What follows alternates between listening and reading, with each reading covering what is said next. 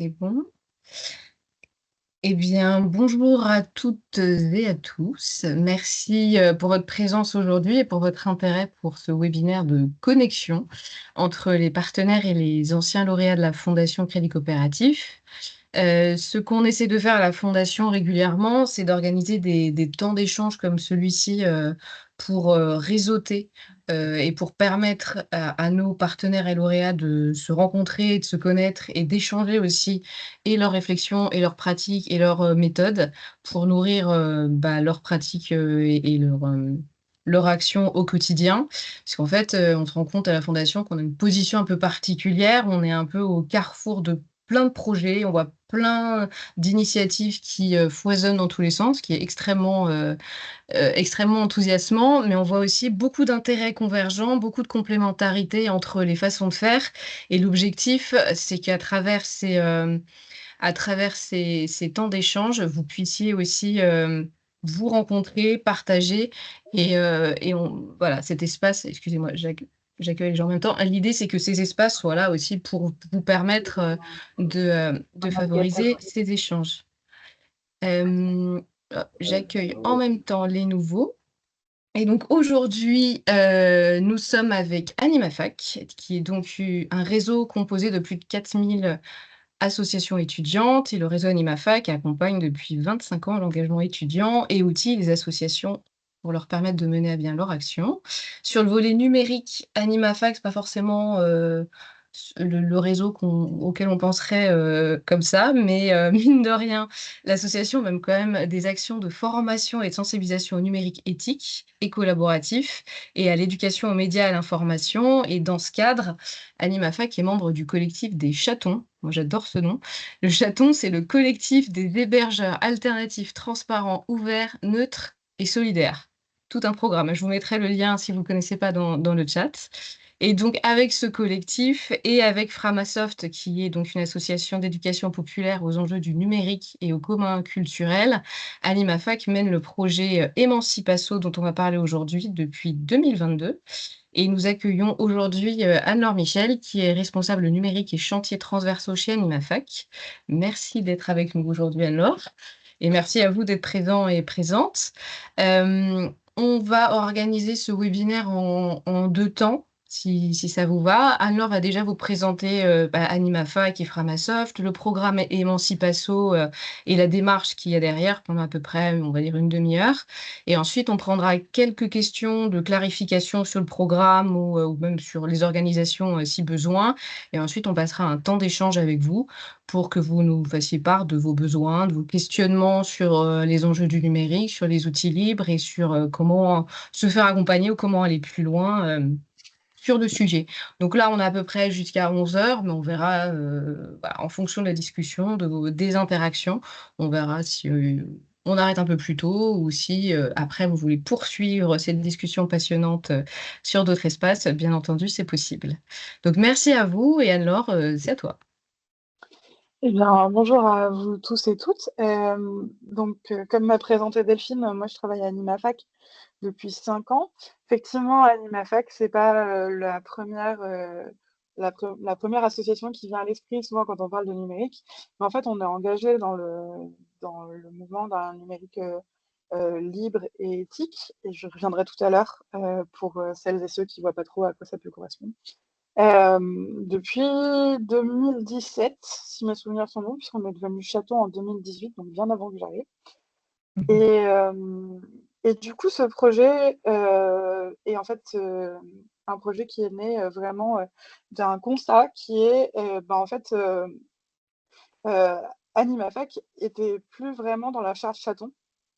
C'est-à-dire que nous, on propose des services aux étudiants et aux associations étudiantes, puisque c'est notre cœur de cible. Mais en fait, on ne les gère pas nous. C'est un prestataire qui les gère. Et cette transition a été un tout petit peu difficile entre la personne qui gérait ça avant moi et moi qui n'étais pas informaticienne. Et donc, on s'est dit, peut-être qu'il nous manque des briques. Et puis, en fait, on en a discuté avec Framasoft. Et du coup, ce projet est né un peu de cette ambition de créer la brique qui manquait entre les associations et les prestataires pour passer au numérique et pas être que dans un achat de services, mais plutôt un accompagnement. Donc, pour vous représenter un peu Animafac et Framasoft, bon, Animafac, nous, on a un gros réseau et je vais pas refaire une troisième présentation. Et Framasoft, c'est une association d'éducation populaire aux enjeux du numérique que vous avez peut-être connu pour Dégooglisons-nous, qui est donc un programme qu'elles ont fait pour mener à bien une campagne pour sortir des produits de Google et de façon générale de ce qu'on appelle les GAFAM, donc Google, Amazon, Facebook, Microsoft, il me manque un Apple. Apple, Voilà. ouais, mais Et auquel on peut rajouter maintenant, à l'époque ça ne l'était pas, mais Netflix par exemple, qui a pris une place très très importante, TikTok, voilà, enfin tous les gros géants du web qui en fait ont un gros problème, c'est que bah, ces géants du web sont là surtout pour faire de l'argent, ce qui en soi est pas si mauvais que ça, mais par contre c'est au détriment de plein de choses, à savoir l'éthique, nos données personnelles, euh, etc. Donc on va y revenir tout à l'heure, mais sachez que Framasoft propose tout un tas de services sur leur site internet qui vous permettent de commencer à sortir des services de Google, mais ne propose pas d'accompagnement. Parce que Framasoft est une toute petite association qui est de 10 personnes, avec une communauté derrière, mais en fait, on est vraiment sur, ils ne peuvent pas prendre en charge l'accompagnement de toutes les assos qui, euh, qui auraient envie de passer vers un numérique libre et éthique. Et du coup, par contre, ils font beaucoup d'interventions de diverses pour sensibiliser aux enjeux et des dispositifs pédagogiques. Voilà. Donc vraiment, si vous avez l'occasion d'aller à une de leurs conférences, je vous le recommande chaudement. Donc c'est Emancipasso, c'est parti de ce constat vraiment hyper important pour nous, c'est bah, en fait quand on n'y connaît rien en numérique et qu'on n'a personne en interne qui fait du numérique, comment est-ce qu'on peut essayer de mettre en adéquation ces valeurs, les valeurs qu'on porte au quotidien, par exemple dans l'accueil de réfugiés, dans la promotion de la musique, dans enfin, on a la chance en France d'avoir un tissu associatif hyper diversifié et d'avoir des associations qui œuvrent sur tous les sujets et en fait qui du coup ont besoin du numérique parce qu'aujourd'hui on peut difficilement vivre sans numérique, mais qui parfois utilisent des outils à contresens total de leur valeur.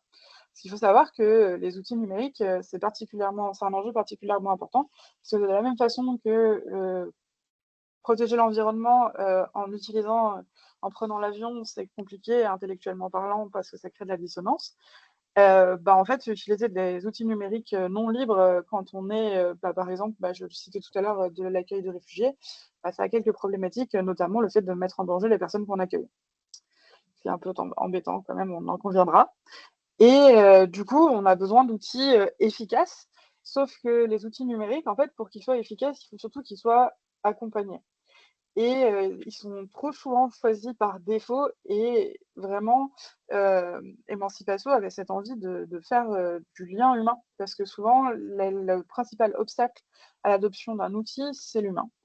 Et c'est pour ça qu'on a lancé un site internet et un slogan et une communauté. Je vais vous montrer un peu tout ça tout à l'heure. Mais d'abord, commençons par le slogan. On a fait un slogan pour pousser les associations à mettre en cohérence leurs outils numériques et leurs valeurs. Donc, c'est les géants du numérique, c'est pas automatique, un peu inspiré de les antibiotiques, c'est pas automatique. Et l'idée, c'est de construire bah, vraiment un, un monde où on est un peu plus en cohérence, même si on n'y arrivera jamais totalement, mais avec entre les valeurs et ce qu'on utilise au quotidien. Qu'est-ce que c'est le numérique éthique? Parce que c'est vraiment important, j'en parle depuis tout à l'heure et la présentation était un peu longue sur qu'est-ce que c'est. En gros, c'est un numérique, alors pas du tout en gros, mais c'est un numérique qui est équitable, où chaque personne peut trouver des solutions pour vivre en fait de son activité et adapter à son budget. Donc par exemple, quand vous ne payez rien chez Google, en fait, c'est la publicité qui est payante. C'est-à-dire que c'est la publicité qu'on vous envoie ou qui sont récupérées dans la lecture de vos mails notamment, qui permet de financer le système. Et derrière, vous ne savez pas qui ça paye et comment ça paye. Quand vous faites appel à un chaton ou à un prestataire qui est référencé sur le site Emancipasso, vous faites vivre quelqu'un quasi exclusivement en France, mais sinon aux pays limitrophes francophones. Et vous permettez du coup à une économie aussi en payant quelque chose, vous payez, vous participez à une économie plus équitable où en fait on ne vous fait pas croire que c'est gratuit alors que ça ne l'est pas. Évidemment, c'est un numérique qui est respectueux des utilisatrices, qui ne les prend pas pour des pigeons, hein, soyons honnêtes, voilà. Du coup, l'idée, c'est de ne pas faire de publicité parce que c'est un système qui est absolument une catastrophe d'un point de vue écologique, mais aussi de l'attention et bien sûr, ne pas exploiter les données personnelles des personnes. On demande le minimum d'informations pour assurer le service. Et en fait, ça nous suffit parce que nous, on n'a pas d'enjeu à vendre de la publicité. Parce que quand on vous demande plus d'informations, en général, c'est pour mieux cibler votre profil de vente. Donc, par exemple, quand Instagram référence tous vos goûts, c'est pas pour vous proposer du contenu plus adapté, c'est pour vous proposer de la pub plus ciblée. Il y a un peu différent quand même. Et l'accessibilité à tous et toutes, ça c'est hyper important parce qu'aujourd'hui, je crois qu'on était à moins de 15% du web qui était accessible. Donc ça veut dire que malgré le fait que ça passe beaucoup par écrit, par exemple, les personnes non-voyantes, malvoyantes, les personnes avec des difficultés motrices, les personnes dyslexiques, peuvent avoir énormément de mal avec le numérique. Et du coup, l'idée, c'est de réfléchir à ces questions-là. Par exemple, si vous allez sur Mastodon, qui est l'équivalent libre de Twitter, vous allez voir que la plupart des images sont décrites. Donc ça veut dire quoi? Ça veut dire que les personnes mal ou non-voyantes ont une description. Ou alors des personnes qui ont du mal à interpréter une image, ça peut aussi les aider. Moi, ça m'aide régulièrement, parce que des fois, le second degré, ça me passe au-dessus. Et du coup, de pouvoir voir la description de l'image, donc la personne va noter ce que l'image représente et le plus important dans l'image à comprendre. Donc c'est hyper intéressant et c'est un des nombreux exemples d'accessibilité. Ça peut être aussi juste de respecter les standards du web qui permettrait que le numérique soit accessible. Et surtout, c'est un numérique de proximité avec des gens à qui on peut parler. Et ça, franchement, ça change la vie. À Animafac, on a des prestataires qui sont aux États-Unis ou ce genre de choses parce qu'ils ont été signés, des contrats qui ont été signés avant, etc. Essayer d'avoir quelqu'un là-bas au téléphone, c'est l'enfer. Alors que quand je travaille avec le prestataire qui infogère nos services, je l'appelle, je le connais par son prénom, on discute, il sait s'adapter à mes besoins de structure, répondre à nos questions. Il n'y avait pas de questions bêtes, il n'y a pas de moment où il me dit non mais ça tu devrais savoir, enfin, ça n'existe pas ça chez nous. Et vraiment c'est hyper important. Et à ça s'ajoute la notion d'écologie. On l'a pas mis là évidemment, mais on l'a pas mis ici dans la présentation parce que il faut savoir que parfois le numérique éthique est moins écologique que les géants du web si on prend sa consommation individuelle. C'est-à-dire que Google va déforester un maximum pour traiter sa quantité d'informations dont il a besoin et surtout pour avoir de l'énergie qu'il a besoin et la place au sol pour stocker les données. Mais en termes d'efficacité, sur ta propre utilisation, ça peut paraître plus écologique qu'un petit chaton qui a une installation qui peut être parfois gourmand en énergie ou en matériel. Sauf que, en fait, c'est une question de soutenabilité. C'est-à-dire que à l'échelle de Google, en fait, ça déforeste des villes entières et des surfaces énormes, alors que le chaton, il déforeste rien du tout. Enfin, il y a aussi une échelle. Donc, mais évidemment, le numérique éthique se préoccupe aussi des questions de matériel et de sustainabilité. Et c'est vraiment important pour nous. Mais là, on a centré sur la dématérialisation, parce qu'on ne travaille pas du tout, Emancipation ne travaille pas du tout sur les machines et le côté technique. Voilà. C'est un des angles morts du projet, mais parce qu'il fallait bien choisir des choses. Voilà. Donc, autour de ça, on a créé un écosystème, parce que pour nous, ce qui est important, c'est que les gens parlent à d'autres gens. On a essayé d'intégrer ces notions-là, notamment la conformité au RGPD, le règlement général pour la protection des données, qui est un règlement européen qui régule, c'est ce qui fait que vous acceptez ou pas des cookies, par exemple. qui protège les utilisatrices des utilisations abusives de leurs données, par exemple. Et du coup, évidemment, on est sur du numérique éthique, libre, au sens où, en fait, si vous avez c'est du numérique qui respecte les 4 libertés fondamentales du logiciel libre, à savoir, le code est publié, donc les gens qui savent le lire peuvent l'étudier. Ils peuvent, tout le monde peut l'adapter, ce qui est vraiment très intéressant, vous allez voir tout à l'heure. Ils peuvent l'adapter, le lire, le, le partager, et la quatrième, j'ai un trou de mémoire,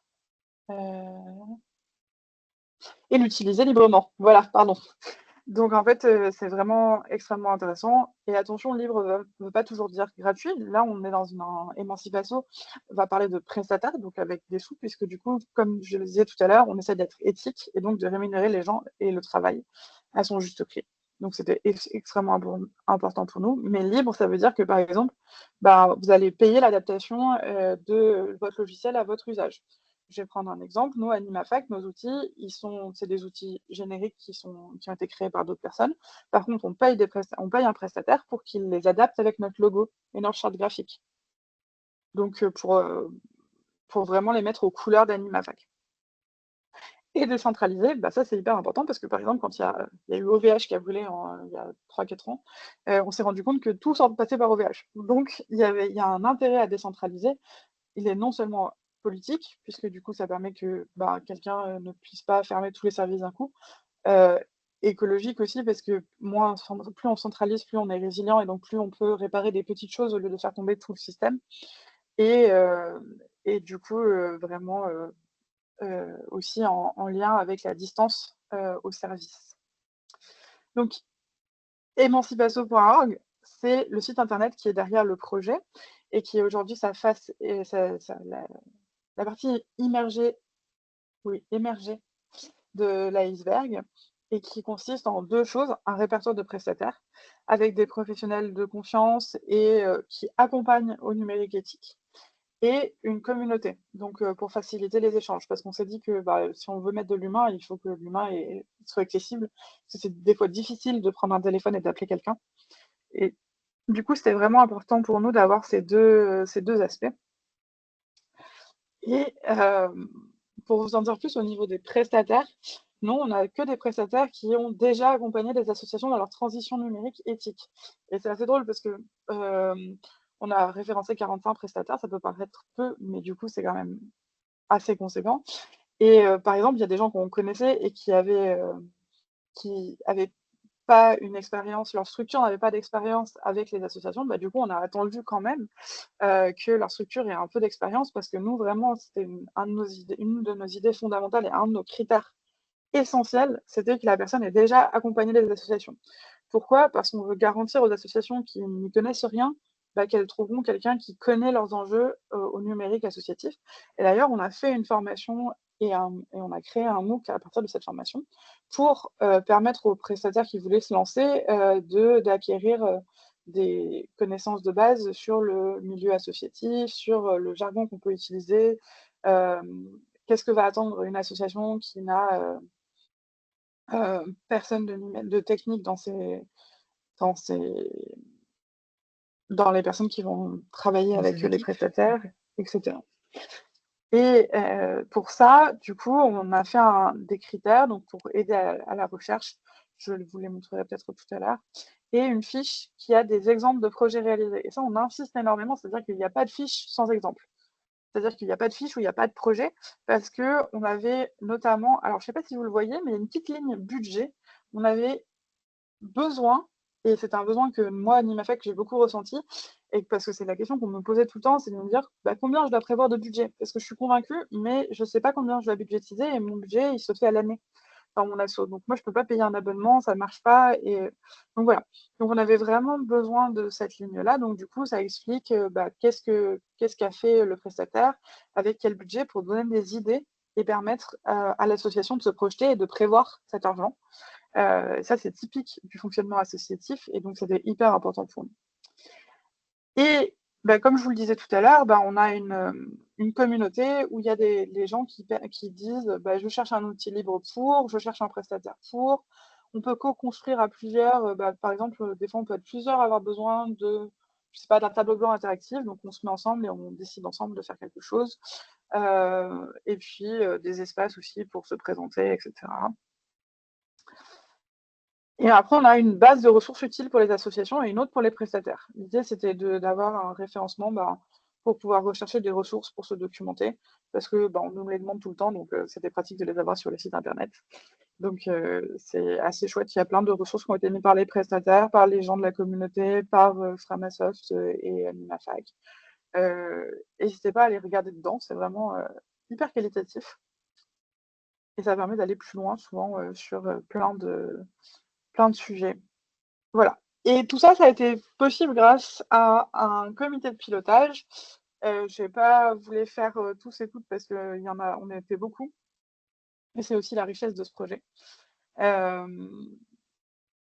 Et ça a été financé, puisque c'est un projet qui a été financé par la Fondation Crédit Coopératif, pour lesquels on remercie aujourd'hui puisqu'en direct, mais aussi par la Fondation Charles-Léopold Meyer, Un Monde par tous et Libérons nos ordis, et une vingtaine de particuliers qui ont fait des dons spontanés à Emancipasso, donc on les remercie aussi.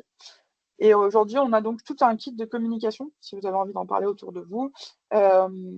Il y a des articles, on peut organiser des webinaires comme je le fais. Ce sera plus en vie, parce que là, le projet arrive à sa fin.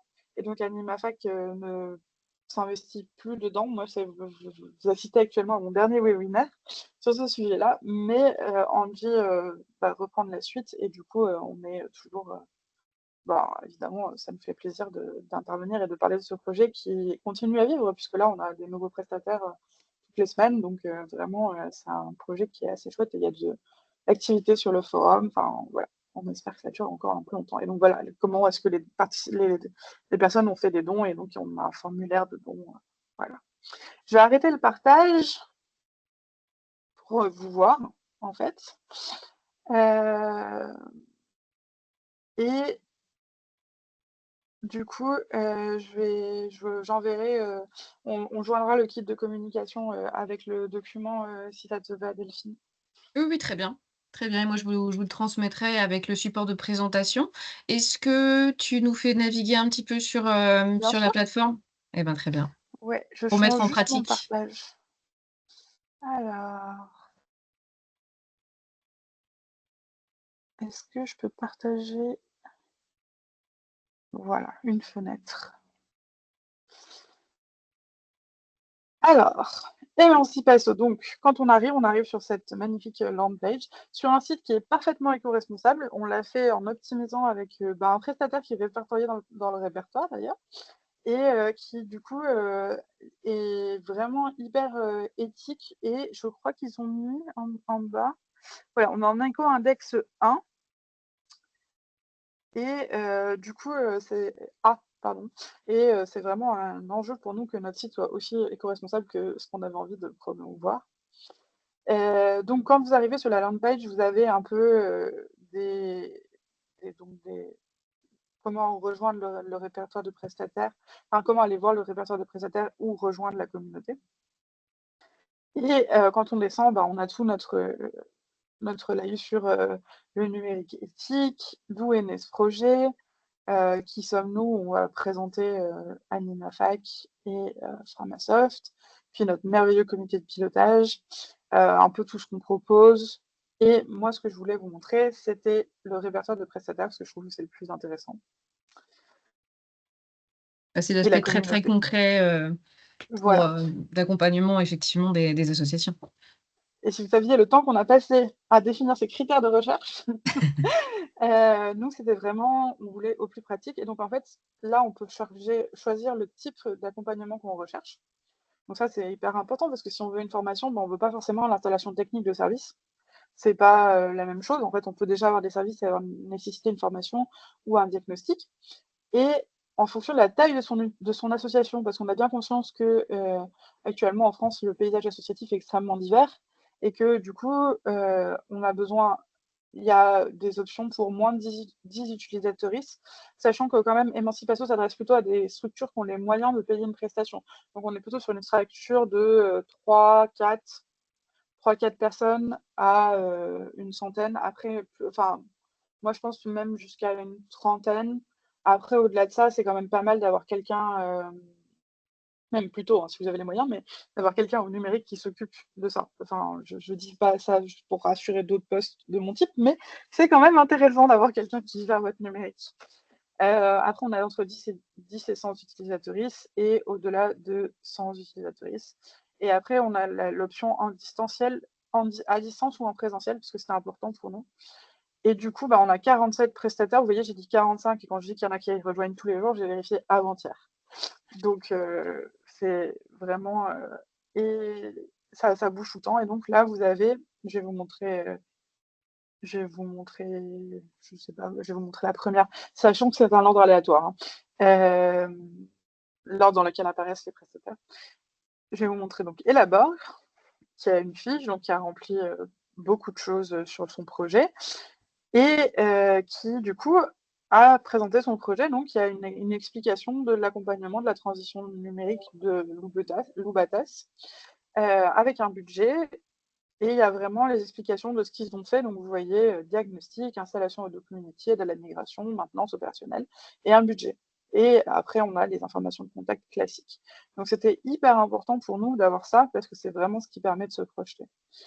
Et après, pour accéder au forum, donc en fait, là, il faut un compte. Donc, moi, je me suis préconnectée, mais si vous n'êtes pas connecté, bah, vous pourrez le lire, mais vous ne pourrez pas participer, évidemment. Donc, bah, vous avez toutes les catégories que je vais vous montrer, mais par exemple, bah, voilà, on va aller dans co-construire. Et donc là, il y a des gens qui cherchent un bêta-testeur. Ça peut être aussi, je vais y arriver, bah, des présentations ou comment faire pour ça. On avait vraiment envie parce que les associations, des fois, ça bah, quitter la bureautique macOS. Vous voyez, il y a quand même des réponses, voilà. Trouver une plateforme d'inscription des dates, changer de mail, organiser ses communications dans Mattermost. Bah, voilà. Donc du coup, Mattermost, c'est un petit logiciel d'outils de communication comme Slack. Mm. Et du coup, bah, en fait, vous voyez, alors là, j'ai mis des belles captures d'écran parce que je suis quelqu'un, voilà, avec notre Mattermost à nous. Où du coup, en fait, on explique étape par étape comment faire. Puis il y a d'autres personnes qui sont venues enrichir. Et donc, c'est assez intéressant de voir, de poser la question, et donc il y a des personnes qui vous répondent. Je vais arrêter le partage pour peut-être vous voir et puis échanger avec vous. On a une première question de Mathieu du mouvement Equilibri qui demandait comment faire pour coordonner une équipe de prestataires. Emancipasso, s'il y a un projet, enfin, est-ce que c'est possible, entre guillemets, de coordonner une équipe de prestataires recensés dans l'annuaire s'il s'agit d'un gros projet ou enfin, une grosse refonte numérique? Alors, il y a deux choix. Soit nous, on a plusieurs prestataires, et dans ce cas-là, c'est à nous de coordonner. Donc, je vais prendre Animafac, par exemple, on a un prestataire qui infogère nos serveurs, et donc il gère toute la sécurité, les sauvegardes, etc. Et on a un prestataire qui gère nos services, donc les services qui sont sur les serveurs. Et dans ces cas-là, bah, en fait, c'est moi qui coordonne. Donc là, il faut mieux avoir une personne dédiée et qui comprend un minimum le langage informatique, parce que sinon, ça peut vite se retrouver compliqué. Ça, c'est un peu la situation la plus commune et ce qu'on faisait d'habitude. Maintenant, si jamais vous avez un besoin, donc je sais pas, je vais voir un prestataire qui me dit, bah moi je mets ce type-là de service en place, mais par contre, je fais pas les mails.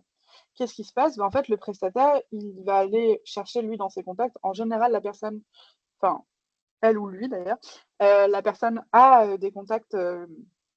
Il connaît, puisque en fait c'est une communauté, hein, dans le numérique éthique, on se connaît un peu tous, hein. Euh, Va aller chercher dans ses contacts des personnes qui peuvent l'aider. Et dans ce cas-là, en fait, la coopération, elle se fait, la coordination, elle se fait un peu par vous, mais surtout par des personnes qui se connaissent entre elles. Euh, le point d'attention à avoir là-dessus, c'est vous de comprendre ce qui se passe, de poser des questions, de vraiment ne pas se laisser dépasser par une discussion technique et de ne pas hésiter à demander, parce que des fois, quand on met deux informaticiens anciennes dans une pièce, bah, en fait, on discute et personne ne comprend trop. Je me mets dans le lot, hein, parce que je fais totalement partie de ces personnes-là. Mais du coup, c'est vraiment extrêmement important de poser des questions pour comprendre ce qui se passe et que vous puissiez euh, être accompagné là-dessus et qu'on vous explique en fait. Mais sur le principe, l'idée c'est que les prestataires puissent s'appuyer les uns les autres et s'aider dans les services que ne proposent pas les uns et les autres. Est-ce que Ok, j'ai répondu super à la intéressant. question? Je pense, je vois que Mathieu continue à écrire dans le chat, mais je vais le laisser continuer. Et sinon, d'une façon générale, attends, hop, Oui, Mathieu, que nous dit ok. Mathieu? Merci. Bon, bah très bien, ça veut dire que la réponse était, était complète. Et sinon, alors, est-ce qu'il y aura d'autres formations émancipation et selon quelle modalité? Alors, très honnêtement, la formation était financée dans le projet, parce que c'était une étape hyper importante pour nous. Et actuellement, on n'a pas de financement pour la reproduire, ce qui nous désole un peu. Mais ça serait l'un des objectifs si on relançait le projet, et notamment, c'est dans les cartons de Framasoft, mais pour l'instant, il n'y a pas de sous pour le moment. Peut-être si leur campagne de fonds fonctionne merveilleusement bien, donc je vous encourage à donner, parce que Framasoft n'a pas signé le contrat d'engagement républicain, et donc repose entièrement sur un système de dons. Et donc, c'est vraiment important de participer si on le peut et si on le veut. Mais par contre, il y a un MOOC en ligne qui reprend l'intégralité de la formation, voire même on ajoute des choses par rapport à ce qui a été dit en formation. Et du coup, ce MOOC-là, il est disponible tout le temps, il est dans les ressources pour les prestataires. L'une de nos ambitions, c'est de le mettre un peu plus en valeur.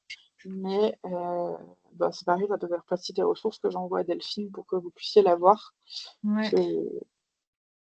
Ça peut être intéressant, même pour faire découvrir le monde associatif à des gens qui ne connaissent rien. Je sais qu'on a des nouveaux salariés à Animafac qui débarquent et des fois, je leur indique le lien parce qu'il y a vraiment des enjeux. Alors, sur les enjeux numériques de diagnostic ou ce genre de choses, ça les intéressera pas du tout, mais il y a toute une partie découverte du monde associatif qui est assez intéressante. Très bien, Euh, merci.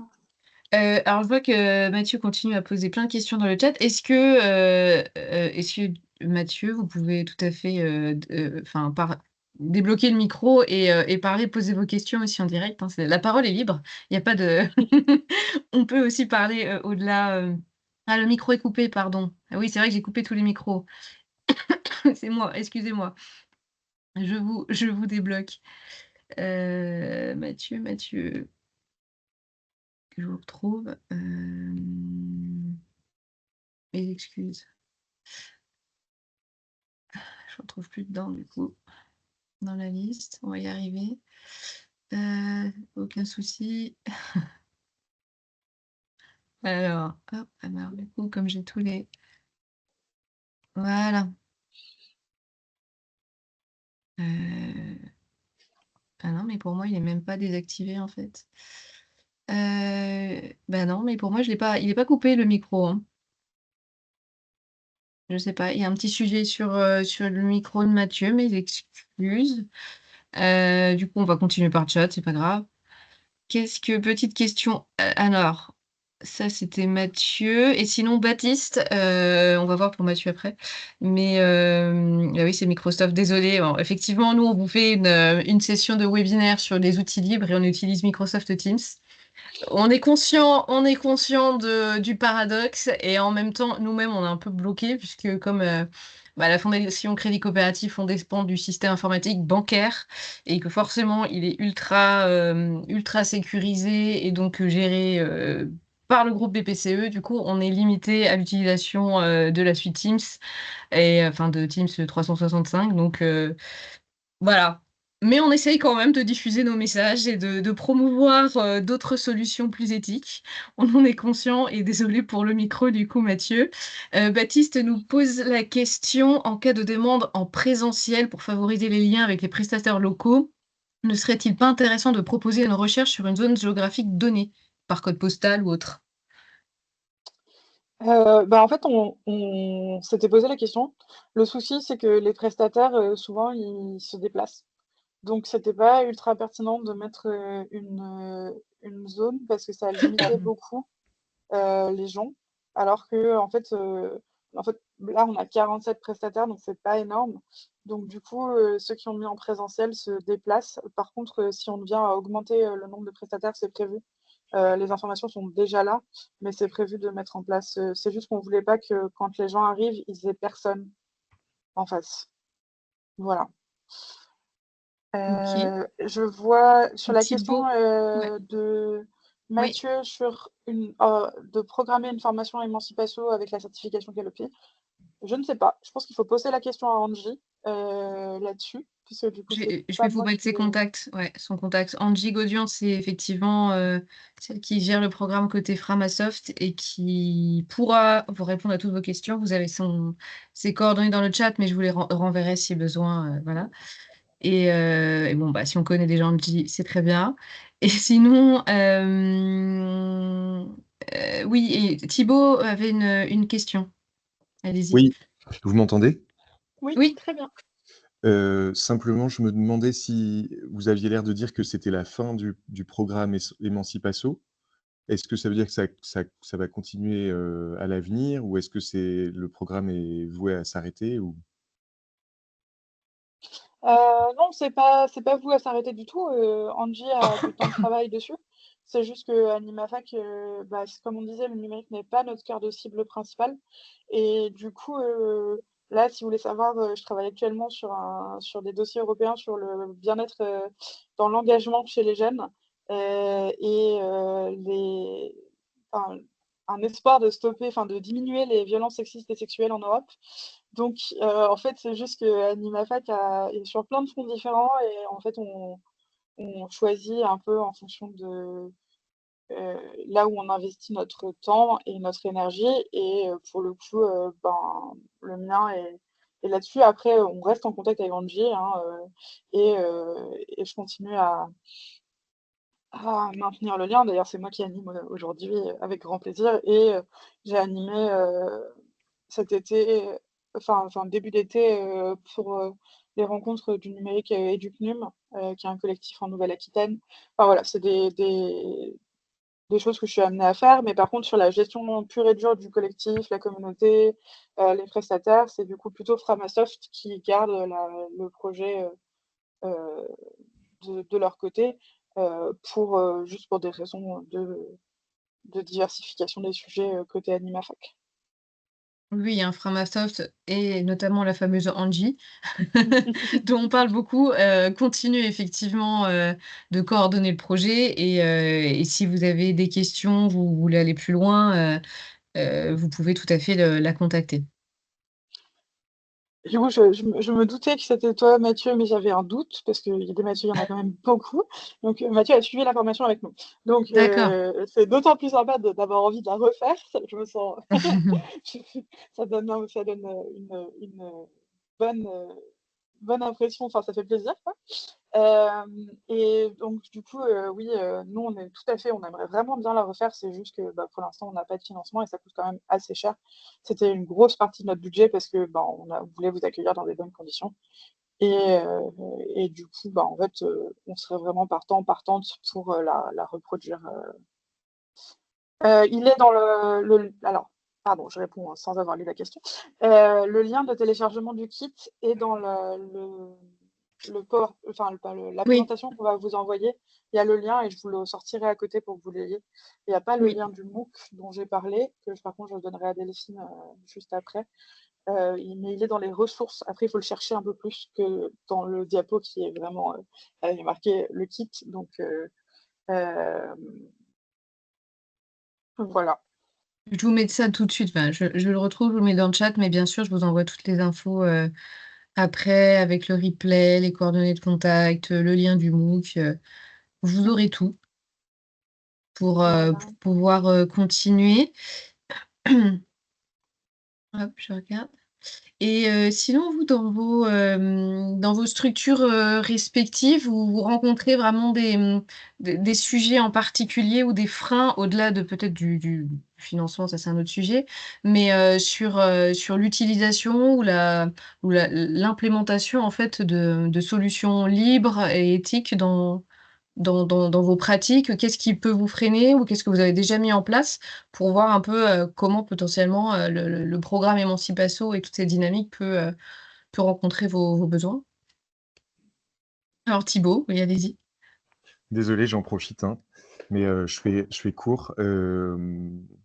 J'avais une problématique sur, le partage de fichiers, de données genre, Drive, cloud ou stockage, sur place et j'avais du mal à savoir, j'aurais bien aimé savoir ce que vous recommandiez et souvent on me dit: «Ah beh, nous on aimerait que ça soit, en physique, dans le lieu où on a notre association» et je me demandais si vous aviez un avis par rapport à ça?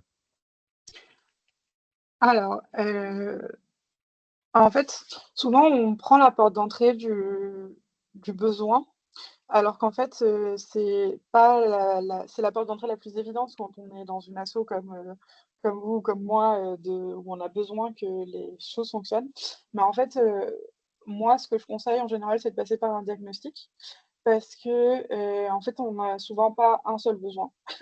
Et surtout, quand on met en place quelque chose, d'unique, c'est-à-dire aujourd'hui, si demain vous mettez en place un Nextcloud, qui est la solution de cloud, libre, la plus, plébiscitée, même s'il y en a d'autres, mais là, comme ça, je n'ai pas en tête les noms. Hem, Bah, en fait, si c'est pas connecté au reste, vous allez vous heurter à, vos utilisateuristes qui vont pas les utiliser parce que ce sera pas aussi bien connecté que le reste.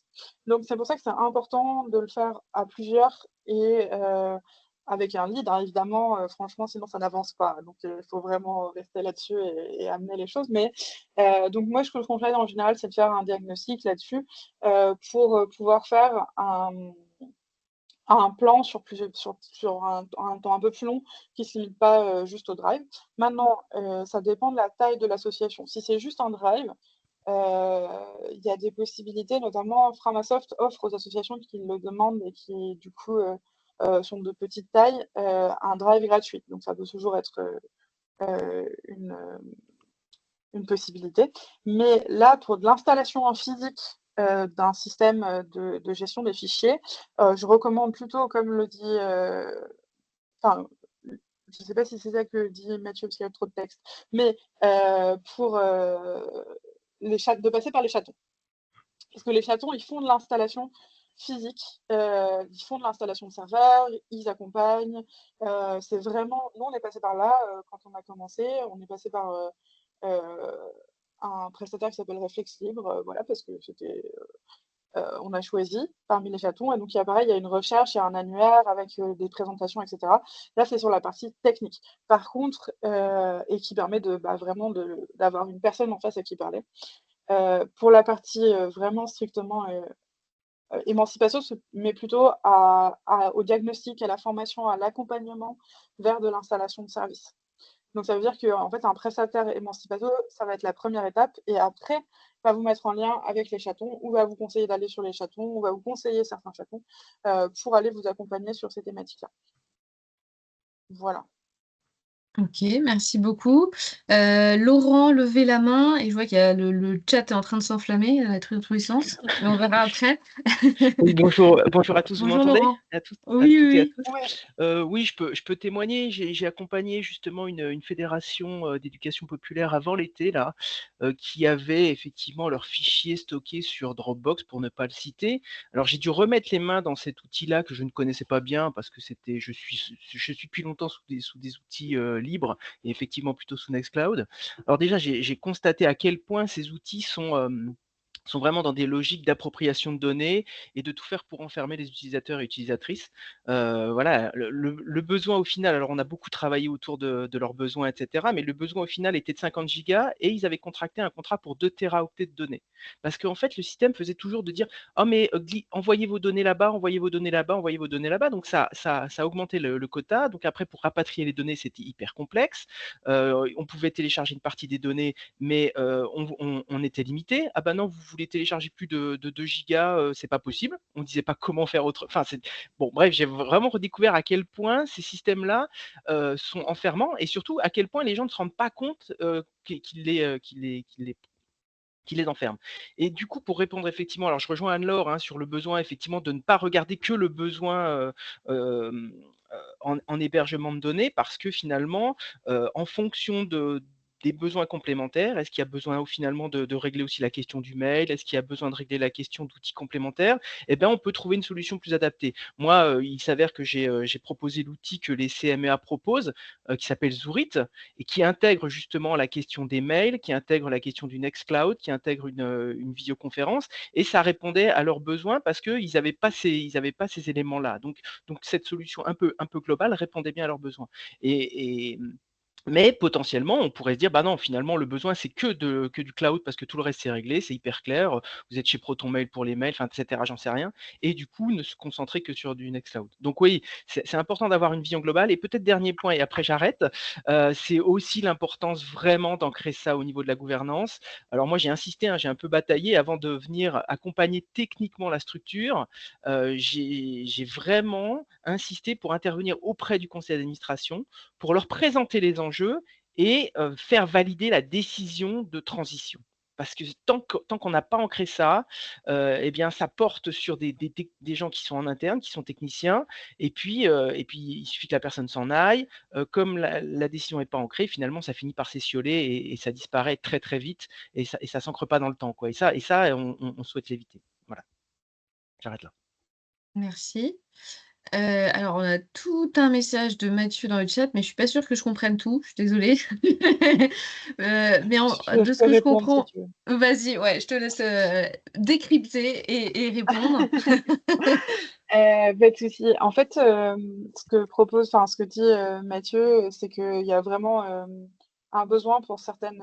Alors, tu me corriges hein, si je me trompe, mais il y a vraiment un besoin pour certaines structures d'accompagner de façon ultra globale et notamment dans la mise en lien avec de la gestion de projet pur et dur, un peu le travail que je fais moi à Nimafac, qui est, bah, pour vous dire, à Nimafac, on a 8 prestataires différents sur le numérique. Et en fait, du coup, bah, en fait, moi, je sais vers qui aller, comment faire et qui, dans quel ordre, par quel point ça passe, etc. Je suis d'accord avec toi qu'il manque cette brique-là, de ce poste-là. Il existe dans l'industrie, mais il n'existe pas dans l'associatif, notamment parce que bah, en fait, le poste de responsable numérique n'existe pas vraiment. Enfin, il y a quelques structures qui en ont. Je crois que je peux compter sur les doigts d'une main les gens. Enfin, je veux dire, on peut le faire hein, si vous voulez. Il y a la CMA, enfin, en fait, sinon, c'est des Les gros directions réseaux, informatiques ouais. et c'est pas des gens qui ont une vision globale. En général, il y a vraiment cette distance entre la technique et pas la technique. Et en fait, moi, ce pourquoi je milite et ce pourquoi c'est hyper important pour moi d'être dans des projets comme ça, alors que c'est pas le but premier d'AnimaFac, c'est de casser cette barrière-là et d'accompagner les gens à mieux comprendre le numérique. Là, j'ai fait tout un projet européen pour accompagner à la prise en main de projets numériques avec un petit guide, etc. Sur ce cas, besoin spécifique, je pense que une idée, c'est peut-être d'aller de le poster dans le forum.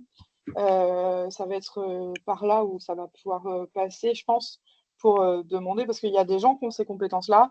Le problème, c'est que c'est pas décrivable comme ça, que quand on fait une offre de poste, bah, ça correspond pas forcément les gens qui viennent, etc. Et, euh, et du coup, ben, c'est important, je pense. Et c'est pas.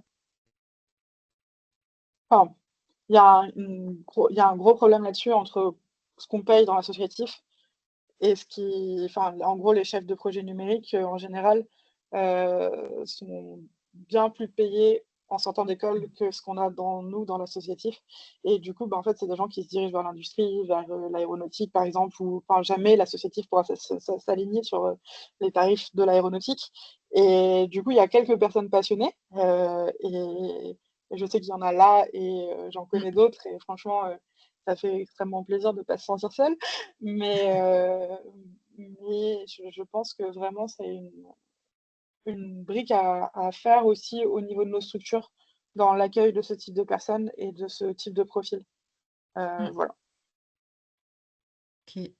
Merci. Et effectivement, je sais, alors j'ai pas vu si elle était connectée tout de suite. Je crois qu'on a Charlotte avec nous de Latitude, qui est une association dont la vocation est effectivement ça, de sensibiliser à la tech for good et de sensibiliser notamment les étudiants de grandes écoles, genre Centrale Supélec, à aussi s'orienter vers le secteur de l'intérêt général et pas que vers les GAFAM pour leur carrière professionnelle ou même pour s'engager bénévolement. Et je ne sais pas si Charlotte est toujours là et qu'elle pouvait Il faire me un petit semble qu'elle est témoignage dessus. partie. Ah, elle est partie, c'est dommage. Mais en tout cas, c'est effectivement un des projets que mène Latitude, c'est de chaque année lancer un appel à candidature auprès du secteur associatif pour que les associations déposent aussi un dossier avec leurs demandes très concrètes de développement de solutions diverses et variées. Et ensuite, ce sont des projets collectifs d'étudiants de ces écoles-là qui vont travailler sur le développement de cette solution, donc vraiment en pro bono. Et je vais vous mettre le lien dans le chat parce que c'est aussi un projet qui peut être intéressant pour vous et là, du coup, gratuit. Alors après, c'est sur candidature, donc tout le monde ne peut pas forcément être sélectionné, mais si vous avez un petit projet à développer ou une solution, ça peut être aussi et que vous avez peu de moyens, ça peut être aussi une solution. Et Latitude a aussi toute une communauté. Bah, ils font partie des chatons, bien sûr, mais ils ont aussi toute une communauté de personnes ou d'anciens étudiants ou de professionnels de la tech, généralement, qui sont dispo aussi pour accompagner les associations. Florence souhaite poser une question. Allez-y. J'espère que je n'ai pas coupé votre micro. Hop, c'est bon? Hop. Vous n'avez pas non plus à débloquer votre micro. Tac. Juste une petite précision pendant qu'on règle Ouais. les problèmes de micro. Vas-y, vas-y. Latitude ne fait pas partie des chatons. Ils ne proposent pas de Aïe, service pardon, d'hébergement en excuse-moi. ligne. Non, non, pas de souci, ça peut être un peu perturbant, mais en fait, comme eux, pardon, c'est une grosse Ouais. association qui propose plein de choses, mais pas d'hébergement de service. Ils ne sont pas du tout sur Oui, la partie technique, et elles travaillent surtout sur de l'accompagnement de structures. Donc, techniquement, si elles accompagnaient principalement sur les logiciels libres, elles pourraient faire partie de la partie Émancipasso, mais on n'a pas eu de demande dans ce sens-là. Mais en tout cas, ce serait plus vers de l'accompagnement que vers de la partie technique. ok. Voilà. Ouais, c'est la nuance que j'avais pas forcément. C'est pas Je suis grave, pas pas non de plus. souci. C'est pas non plus mon aire d'expertise. Florence, allez-y, j'ai l'impression qu'on vous voit et qu'on vous entend. Allez-y. Ça y est, je crois que j'ai tout débloqué. Vous m'entendez? Parfait. Parfait. Oui, Ouais, ouais. Bonjour, donc Florence Erard, je suis animatrice salariée à Solidarité Paysan en Auvergne, donc association loi 1901. On est 7 salariés, 5 équivalents temps plein à peu près. Intervenant pour accompagner les agriculteurs en difficulté. Donc nous, au niveau des outils, en fait, on est en train de faire un DLA tout de suite pour gérer les outils, parce qu'en fait, je ne sais plus combien d'outils on s'en est créé quelques-uns sous format Excel. On est sur Dropbox. On a des mails qui ont été créés au niveau national sur du .org. Je crois qu'on est chez OVH, mais je n'ai pas tout compris en fait. Au niveau des thèmes, des sujets. Globalement, donc nous, on a besoin de… on est sur Dropbox, je vous disais, donc voir comment on peut sortir de ça, comment on peut être plus efficace pour gérer au niveau de la confidentialité. Ça nous questionne quand même, parce on accompagne des agriculteurs, on a des informations confidentielles sur Dropbox, sur les agriculteurs. On a notre comptabilité, enfin tout est sur Microsoft, quoi. Donc on est en train de demander de l'aide pour sortir de ça et pour être plus efficace au niveau de la gestion de nos agendas partagés, de nos outils de déclaration de temps de travail, etc., etc. eh ben, c'est typiquement ce genre d'association pour lequel Émancipasso est vraiment très chouette. Nous, on a intégré le DLA dans nos nos possibilités de financement. C'est-à-dire que nos prestataires ont une connaissance que le DLA est possible pour conseiller les associations. Parce que dans la formation qu'on a donnée et dans le MOOC, il y a vraiment toute une partie comment est-ce que je peux faire pour me faire financer. Parce que c'est des gens vraiment passionnés en général et qui oublient des fois de se faire financer.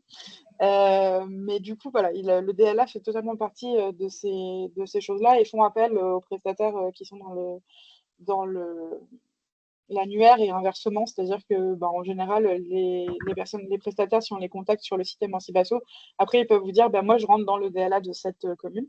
Mais en tout cas, le DLA, c'est un outil qui est vraiment très chouette. Je ne sais pas ce que veut dire du tout l'acronyme, mais en gros, c'est un financement d'accompagnement pour les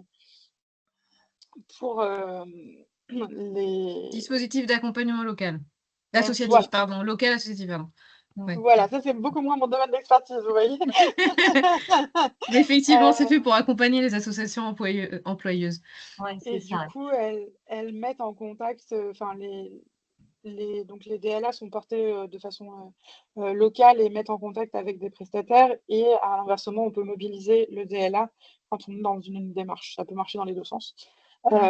Et en fait, le DLA va vous permettre de faire le point sur ce que vous avez besoin et de pouvoir trouver une prestataire sur ces questions-là pour après mettre en place un système numérique qui est cohérent. Là, de ce que vous me décrivez, mis à part le mail qui en général est un peu à part, pour être tout à fait honnête. Et d'ailleurs, je déconseille de faire tous les outils et les mails en même temps. Je conseille plutôt de faire par étapes, de faire d'abord les outils et après les mails pour avoir un peu de disponibilité mentale pour pouvoir gérer les imprévus. Parce que quand on change tout en même temps, mentalement, en fait, on a trop de choses à apprendre et c'est compliqué. Et du coup, sur ce que vous me racontez là, c'est quelque chose qui est... Enfin, je pense que le diagnostic arrivera à la même conclusion que moi. C'est quelque chose qui est tout à fait gérable par des outils libres comme Nextcloud ou ce genre de choses, où du coup les hébergeurs ne sont pas des grosses corporations américaines, mais plutôt des gens comme Laurent ou comme Mathieu qui travaillent chez les Colibris et qui ont leur propre hébergement, voilà, mais après, c'est hyper important de passer par un diagnostic parce que moi, comme ça, je vous dis ça à vue de nez, mais si ça se trouve, vous avez peut-être des blocages en interne qui font que cette solution-là n'est pas possible et qu'il en faut une autre. Par exemple, Thibaut parlait tout à l'heure d'un besoin d'un truc en physique sur leurs locaux. Ça, du coup, ça fait que c'est pas du tout un Excel qu'il va leur falloir. Plutôt un NAS ou ce genre de choses. Voilà, et je peux pas vous le faire là comme ça en quelques questions, donc je pense que passer par un DLA, c'est une excellente idée et je pense que ça vous apportera beaucoup. Et après... On a déjà fait la phase, en fait, le diagnostic, il est presque fait, on est dans la phase, dans le choix des prestataires, quoi. Et on est vraiment l'idée, on sait où on a des outils, on sait tous nos outils, on sait comment on voudrait les agencer, mais là maintenant, quel est le prestataire qui va pouvoir s'adapter à nos besoins, nos demandes et les outils qu'on a au niveau national aussi, quoi. Du coup, alors, il y a deux choses avec le DLA, c'est que normalement, la liste des prestataires, elle est gérée par le DLA. Donc, en fait, les prestataires qui vous proposent, ils sont affiliés à eux. Et du coup, c'est pas tout à fait la même chose. Par contre, ce que vous pouvez faire, c'est regarder lesquels sont chatons, si c'est la confidentialité qui vous intéresse. Donc, c'est d'aller sur le site chaton et d'aller regarder s'ils sont référencés sur cette plateforme-là. S'ils le sont, je pense que globalement, ça vous permettra d'avoir le niveau de confidentialité. Après, posez-leur la question. Moi, je pense que vraiment, surtout si vous avez des gens en face de vous, posez la question de dire oui, moi je veux du numérique libre et éthique parce que nos valeurs, parce que des fois, moi j'ai eu des collectifs qui faisaient de la désobéissance civile. C'était absolument hors de question de mettre ça sur Google. Alors moi j'étais là genre Animafac, on cautionne pas vraiment, on n'a pas le droit de cautionner, mais voilà, vous allez trouver chez les chatons des gens qui seront contents pour vous accompagner. Mais du coup, pour nous, par exemple des accueils de réfugiés ou pareil, faut absolument pas avoir d'informations de ce type-là sur Google parce que en fait les entreprises américaines, au-delà en France, quand un prestataire a des informations, et que la police veut perquisitionner chez lui pour vérifier qu'il n'y a pas de la pédopornographie ou des choses comme ça, en France, il faut un mandat. Aux États-Unis, il n'y a pas besoin, en fait. C'est-à-dire que la police peut aller récupérer les données et les voir. C'est ce qu'on appelle le Patriotic Act, qui est en réponse aux attentats du 11 septembre, si mes souvenirs sont bons, mais bon, bref. Du coup, c'est un peu compliqué, mais en gros, les services américains ne garantissent aucune confidentialité, y compris aux ressortissants européens. Donc, il faut absolument vérifier que vos données soient hébergées de préférence en France, à la limite en Europe, mais en Europe, il y a plein d'exceptions, donc là-dessus, je ne suis pas une spécialiste en droit, je ne saurais pas vous le dire, mais c'est tout l'intérêt de passer par des services libres et éthiques en France, c'est d'avoir des gens qui peuvent vous accompagner sur ces questions-là et vous aider à être conforme au RGPD tel qu'il est interprété en France, parce que c'est aussi différent selon les pays et ce genre de choses. Mais du coup, par exemple, Laurent disait qu'il était référencé DLA. Nous, il y a pas mal de chatons qui sont dans ces réseaux-là. Parce que c'est aussi un moyen pour eux d'avoir des apports financiers et des possibilités de toucher les associations, puisque du coup, le DLA fait bien le travail, touche les associations et donc permet de mettre en lien, là où Emancipasso est tout nouveau, le DLA a quelques années de plus. Et en fait, Emancipasso est venu en complément pour toutes les assos qui ne rentrent pas dans ce dispositif-là et pour être un peu à la bordure entre le dispositif et le proposer de façon plus large, parce qu'il y a plein d'assos qui ne rentrent pas dans les critères du DLA. Ok. C'est super intéressant ce que tu racontes sur la gestion des données, parce qu'on le sait effectivement qu'il n'y a pas forcément de confidentialité, mais quand c'est illustré comme ça, on s'en rend compte d'autant plus. Et la force du collectif fait qu'effectivement, là, Florence, vous avez déjà Mathieu qui vous propose de l'aide, Laurent qui vous dit qu'il est référencé DLA. Donc déjà, rien que autour de cet écran, vous avez potentiellement de l'aide et des ressources, et c'est super intéressant. C'est aussi pour ça qu'on organise ce genre d'événement, donc c'est plutôt chouette. Dans tous les cas, moi, j'enverrai la liste de tous les participants, enfin tous ceux qui s'étaient inscrits en tout cas. Et donc, n'hésitez pas après à vous recontacter les uns les autres pour continuer vos échanges. Et voilà, et si des collaborations en plus peuvent en émerger, c'est encore plus intéressant. Est-ce que ça suscite des interrogations, des questionnements chez d'autres personnes autour de l'écran? Du coup, je vois pas forcément vos têtes, je ne sais pas. C'est clair? Ah, Florence, on continue d'écrire dans le chat. Est-ce que non, parmi les autres personnes autour de la table, après, si tout est clair et que ça répond, enfin en tout cas, le programme Emancipasso vous semble suffisamment clair et que ça répond aussi potentiellement à aux besoins de vos organisations, c'est parfait, c'était l'idée.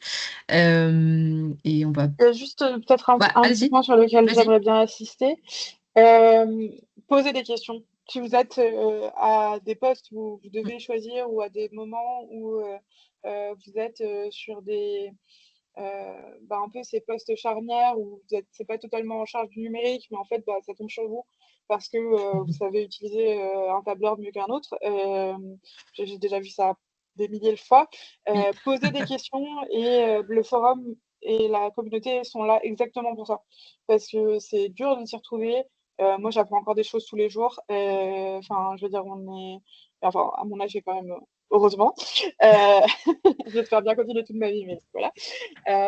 C'est un monde qui est différent du monde associatif et de la même façon que DLA, mouvement associatif, fondation, association, c'est obscur pour quelqu'un qui n'est pas de cet univers-là. En fait, c'est normal que ce soit compliqué de comprendre tous les tenants, les aboutissants, qui fait quoi, quand, comment. Et en fait, Emancipasso est là pour ça, vraiment, pour faire cette brique intermédiaire.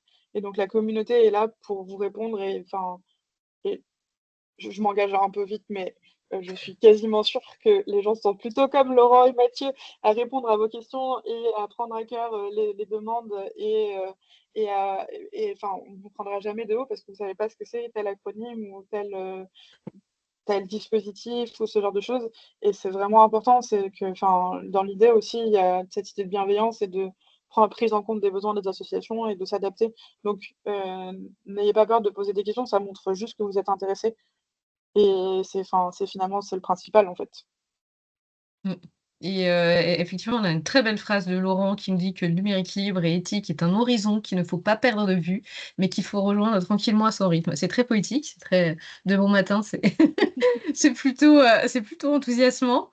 Voilà, en plus, il y a des cœurs, des likes et tout ça. Très bien. Est-ce qu'on a d'autres, commentaires, questions ou autres sur Emancipasso d'une façon plus large, sur les outils libres, leur utilisation? Si ça vous semble clair et que tout est parfait, moi, dans tous les cas, on va peut-être pouvoir conclure et je vous enverrai bien entendu toutes les ressources, le support, le kit de communication, le lien vers le MOOC, et puis bien sûr la liste de vous, enfin de vos contacts, pour que vous puissiez aussi, échanger entre vous, au-delà de ce moment-là. Et je vous mettrai aussi le lien, de replay en fait de ce webinaire, qu'on hébergera sur YouTube. C'est moins libre, mais bon, c'est pareil. On est toujours un peu bloqué, mais voilà, on est dans un processus, déjà, moralement, on soutient et on y croit, on y croit. Ah, Baptiste, Euh, une question, allez-y. Oui, Je me pas, ouais. bonjour, je me permets Bonjour, juste.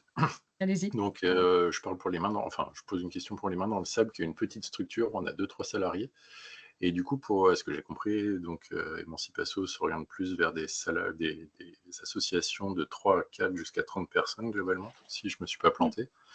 Oui, c'est Et ça. du coup, est-ce que vous avez des conseils pour des assos un peu plus petites ou non, où on peut utiliser vos services, ça j'ai bien compris, mais est-ce qu'il y a des structures peut-être plus adaptées que d'autres si on vise à transitionner vers du plus propre et du plus éthique?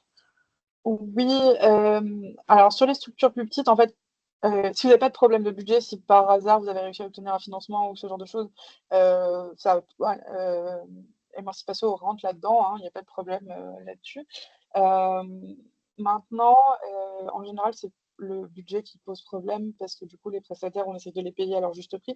Mais en même temps, c'est des prestataires du libre, donc en général, ils ont des tarifs pour les plus petites associations qui sont différents. Donc il y a vraiment un effort qui est fait pour tout le monde et pour essayer de baisser. À partir du moment où vous avez des salariés, du coup, il y a les OPCO qui peuvent aider aussi là-dessus. Les OPCO, c'est les organismes de, je sais plus quoi, de De formation et formation, ouais, de, ouais. ouais. Et après, Framaspace, donc pour un premier pas, il y a une possibilité d'avoir un cloud libre et gratuit avec Framaspace. Un cloud, c'est aussi un agenda, il faut le savoir. En général, du coup, ça permet de l'avoir. Je ne sais pas si c'est le cas sur Framaspace, mais souvent dans les Nextcloud, on peut avoir un agenda avec. Enfin voilà, et les outils de Framasoft sont là pour les petites associations, justement. Maintenant, il n'y aura pas d'accompagnement, donc l'accompagnement, moi je conseille de soit passer par un DLA, soit de faire une demande, et en général, il y a des gens qui répondent, c'est-à-dire d'expliquer sa situation, ce genre de choses. On a vraiment une attention à ne pas réserver ça aux grosses associations, mais c'est plutôt parce qu'en fait, il y a cette problématique de budget.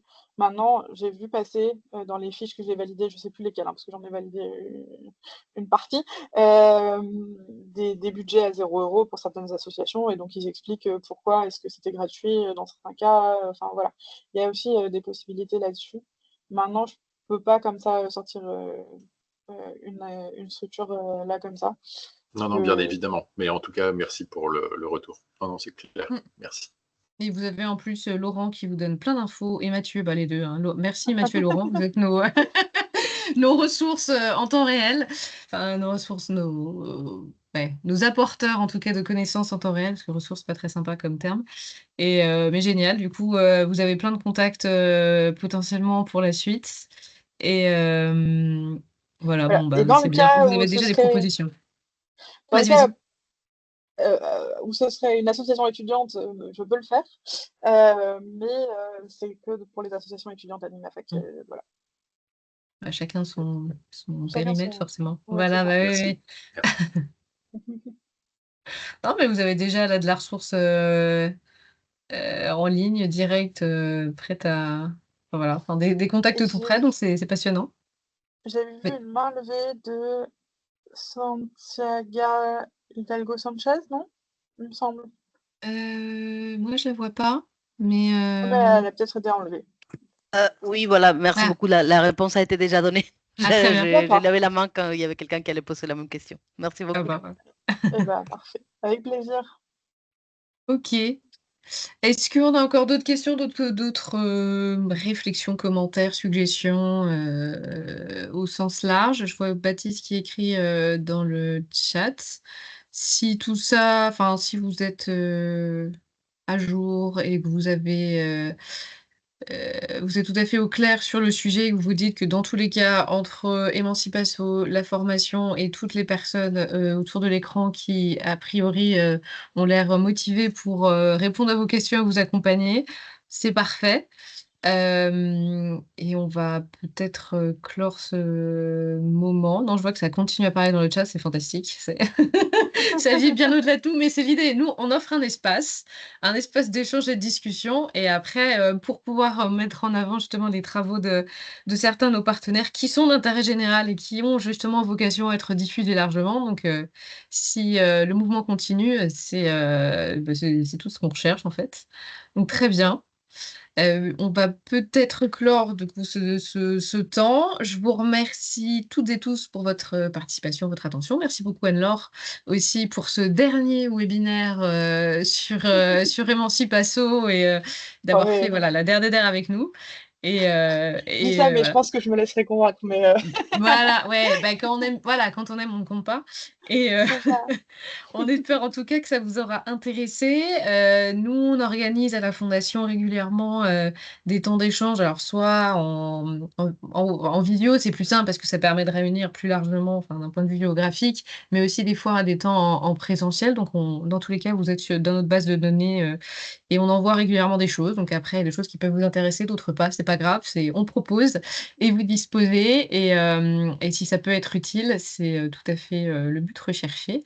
Merci à vous, bonne journée et je vous envoie dans la foulée toutes les informations dont on a discuté. Voilà. Merci beaucoup. Merci beaucoup, bonne Merci. journée à Bonne vous. journée. Au revoir. Au Bonne revoir. journée. Merci, bonne journée. Merci, au revoir.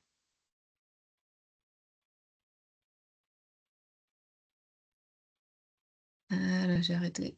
Voilà. Hop.